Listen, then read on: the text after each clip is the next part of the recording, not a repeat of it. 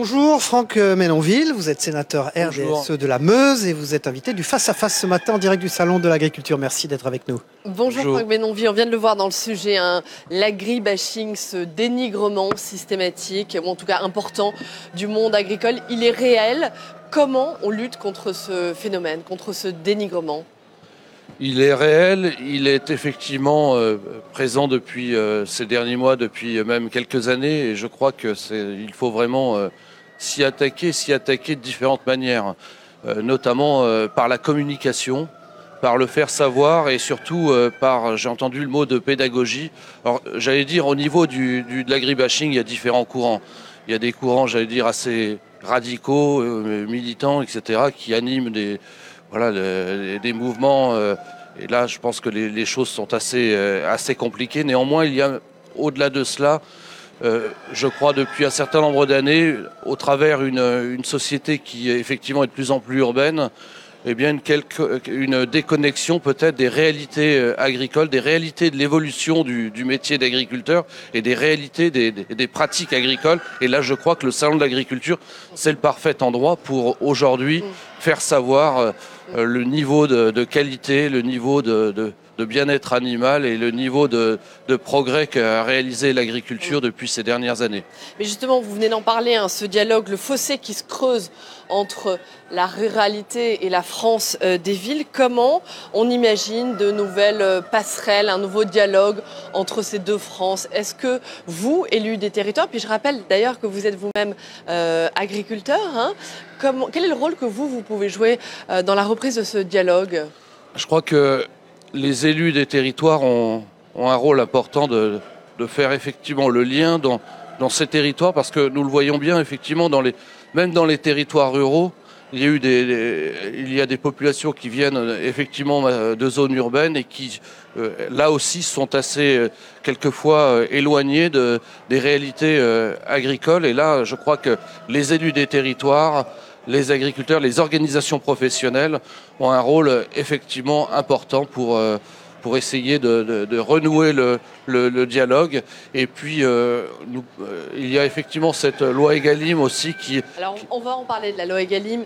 Un dernier point, avant de parler de cette loi agriculture et alimentation, il y a quand même une grande incompréhension du public vis-à-vis des pratiques des agriculteurs. Notamment, on en parle beaucoup en ce qui concerne les pesticides, le glyphosate. Comment on lutte contre ça également ?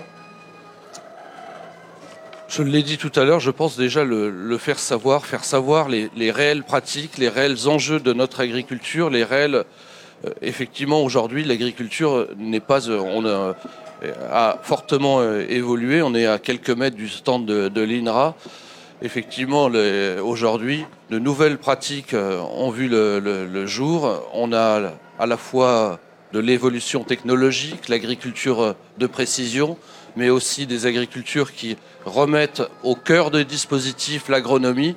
Et c'est tout cela qu'il faut arriver à faire savoir. Et je pense qu'une des méthodes aussi, je vois dans mon département, les organisations professionnelles organisent avec les élus des fermes ouvertes. Je pense qu'il faut faire venir le citoyen sur les exploitations pour que effectivement les agriculteurs puissent échanger sur leur métier, sur comment ils gèrent leurs pratiques, comment ils déclenchent des interventions, etc. Très bien. Franck Menonville, parmi les doléances, parmi les grands défis du monde agricole aujourd'hui, il y a bien sûr la question des revenus des agriculteurs, une question qui est au centre des préoccupations.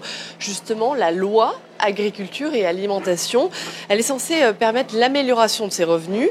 C'est un grand questionnement ici dans les allées du Salon. C'est un sujet de Fabien Recker.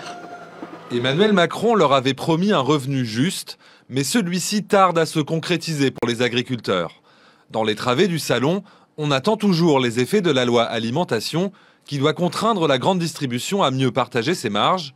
Mathis Suchard élève des vaches laitières dans l'exploitation de son oncle. On s'en sort, on se débrouille, mais c'est pas toujours évident. Oui, verser un salaire, oui, mais c'est un salaire pour payer les charges. Donc c'est pas vraiment un salaire, quoi. C'est un petit peu, oui, quand même, mais pas énorme. Entre 400 et 800 euros selon les mois, pour plus de 70 heures de travail hebdomadaire. Si rien ne change, Mathis changera de métier. Un métier dont Michael Fillon, éleveur en Haute-Savoie, arrive pourtant à vivre correctement, grâce aux AOP et des cahiers des charges contraignants qui lui permettent de mieux valoriser son lait. Mais cette plus-value est menacée par la hausse des charges, notamment le prix de l'énergie. Tout ce qu'on donne en charge, on y aurait sur nos comptes en banque, on serait, je dirais, les rois du pétrole. Hein, mais bon, voilà, on a des charges qui augmentent toutes les années. Aujourd'hui, on se bat contre ça. Miser sur la qualité pour s'en sortir, c'est en tout cas le créneau de Martine Fiolet. L'éleveuse produit de l'agneau dans le sud Aveyron. Ses brebis sont en pâture toute l'année. Une vie à l'air libre, synonyme de coûts de production plus faibles. On ne pourrait pas vivre sans les subventions de la PAC, évidemment, mais nos revenus globalement en vente directe, avec peu d'intrants, peu de mécanisation, peu de bâtiments, on dégage de la marge nette. Je pense qu'en fait, les races rustiques et les races qui valorisent l'herbe ont de l'avenir dans ce sens-là, parce qu'elles sont plus économes. Des situations qui reflètent la grande disparité des revenus dans le monde agricole. Selon l'INSEE, le revenu avant impôt des agriculteurs aurait progressé de 10% en 2018, tandis qu'un quart des exploitants français gagnerait moins de 700 € par mois. Franck Menonville, cette loi agriculture-alimentation, est-ce qu'elle met trop de temps à porter ses fruits ou est-ce qu'on voit déjà les effets aujourd'hui? Trop de temps, elle a été promulguée à l'automne dernier. Les négociations commerciales se terminent, je crois, jeudi. Donc de toute façon, effectivement, le réel gain de cette loi Egalim sera après les négociations commerciales.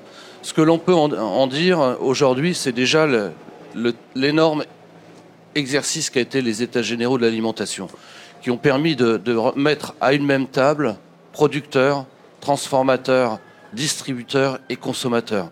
Et ça, je crois que ça a été un élément extrêmement majeur. On a découlé donc cette loi Egalim alimentation. Et effectivement, aujourd'hui, ce que l'on pressent, c'est effectivement des avancées et des négociations qui se passent plutôt mieux que d'habitude, qui aboutissent. Cette loi, c'est le bon outil pour faire progresser le revenu des agriculteurs. C'est un outil et ça ne sera pas le seul. Moi, je pense qu'il y a effectivement... la loi Egalim a pour vertu, notamment son titre 1, de renforcer l'organisation des producteurs, de renforcer aussi les capacités et de moraliser, on va dire, les relations commerciales et de rééquilibrer les relations commerciales. Néanmoins, il y a d'autres pistes aussi qu'il faudra compléter. C'est l'organisation, et j'y suis très très attaché, c'est l'organisation économique des agriculteurs, la structuration des filières pour effectivement organiser et mieux peser encore demain face à une distribution et une transformation qui est très concentrée et à l'inverse des producteurs qui le sont beaucoup moins. Sur ces questions de pouvoir d'achat, Franck Menonville, on voit que les agriculteurs ne se reconnaissent pas dans le mouvement des Gilets jaunes. Alors, c'est plutôt d'ailleurs une bonne chose parce que ça démontre, je pense, que le milieu agricole est une profession qui reste très organisée. Je pense que c'est vraiment sa force. On l'a vu, on est passé en quelques années de 1 million d'agriculteurs à 450 000 agriculteurs. Et néanmoins, l'agriculture pèse, elle pèse économiquement de façon très significative, mais aussi dans le cadre de son organisation, parce que oui, effectivement, quand on parle de corps intermédiaire, je pense qu'effectivement, l'agriculture est structurée au travers ses syndicats, au travers ses organisations professionnelles, et en font un lieu de débat permanent qui permettent effectivement d'être... Et c'est une barrière effectivement contre ce genre de mouvement et même de montée du populisme même aussi. Mais néanmoins, le grand débat actuel, c'est aussi une occasion pour les agriculteurs de se faire entendre. Est-ce qu'ils se sont saisis de ce grand débat ou ils se sentent plutôt écartés de tout ça? Non, je pense qu'ils ne se sont pas écartés, mais effectivement, je pense que c'est pas. Je participe à quelques grands débats dans mon département. Effectivement, les sujets agricoles et environnementaux reviennent assez souvent. Donc, et moi, je pense qu'il y a un deuxième sujet aussi qui est très en lien avec l'agriculture et les agriculteurs qui sont des acteurs du territoire. Ça sera aussi tous ces aspects de gouvernance locale et de décentralisation et de... Pour terminer, Franck Menonville, quelques mots sur la PAC, la politique agricole commune. Emmanuel Macron, qui était là samedi, une visite très longue, 15 heures de visite. Emmanuel Macron a défendu une PAC, une politique agricole commune forte. Est-ce que ça, vous y croyez? Est-ce que la France peut sortir par le haut de ces négociations actuelles sur la PAC? Alors moi, je dirais deux choses. Premièrement, Emmanuel Macron, et ça, je crois que beaucoup le soutiennent dans cette option-là, soutient une Europe forte. Et je crois que c'est le préalable. Je crois que l'agriculture, depuis plus de 50 ans, sait ce qu'elle doit à l'Europe et doit s'en souvenir. Donc je crois qu'une Europe forte et organisée, c'est la première des choses. La seconde, effectivement, c'est cette négociation de la PAC. Et je crois qu'il y a deux écueils. Il y a un écueil principal à éviter. Bien évidemment, c'est son maintien en matière de budget, mais surtout, c'est de garder cette PAC la plus commune possible et donc de limiter la capacité de chaque État à faire sa propre politique. Je pense que ça serait un vrai retour en arrière. Et donc moi, les propos du président de la République hier vers la modernisation de la PAC, mais d'une PAC commune et avec une vraie stratégie, me rassurent. Très bien, merci. Franck Menonville, 75 cahiers citoyens, 398 contributions, c'est beaucoup. Dans ces contributions, j'ai lu dans l'Est républicain, donc le quotidien régional avec qui nous sommes partenaires de cette émission et qui bien en couvre votre circonscription, enfin l'endroit où vous êtes élu sénateur. Il est beaucoup question du déploiement de la fibre aussi et du 4G. Pourquoi la Meuse a été mal dotée jusqu'à présent? La Meuse, comme de beaucoup de départements, ont eu un certain retard, on va dire, dans le déploiement de la fibre. Mais je dois dire que ce retard est complètement résorbé aujourd'hui. Il y a un plan, je crois que c'est un plan vraiment exemplaire au niveau national, le plan qui est adossé par la région, lancé par la région Grand Est, auquel les départements se sont adossés. Et puis la fibre se déploie entre cette année et 2021. Ouais. Donc sur les 3 années, l'ensemble des communes meusiennes seront fibrées. Donc je crois que c'est extrêmement... Et le 4G à peu près dans le même rythme. Voilà. Merci Franck Menonville, sénateur RDSE de la Meuse.